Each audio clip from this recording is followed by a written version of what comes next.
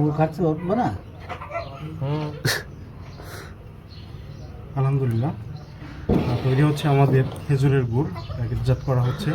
এখন সিজন শেষের পথে, এই জন্য আমরা মাটির হাঁড়িতে প্যাকেট করতেছি যেন এটা সারা বছর রাখা যায়। এটা একটা বাল্ক অ্যামাউন্ট যাচ্ছে আমাদের একটা কোম্পানির জন্য, তাদের ক্লায়েন্টদের এটা গিফট দেবে। হ্যাঁ, এই জন্য খুবই সুন্দর কিছু মাটির হাঁড়িতে আমরা এই গুড়গুলো দিচ্ছি।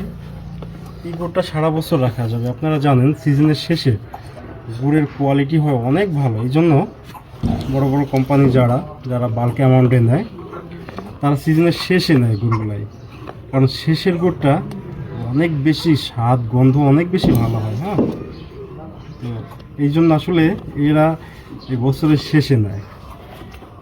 আর শেষে মাটির হাঁড়িতে এই কারণে নেয় কারণ এটা সারা বছর রাখা যাবে, সারা বছর রেখে গিফট করা যায়। 10,000 টাকার একটা গিফটের থেকে এটা বেশি খুশি হবে। হ্যাঁ,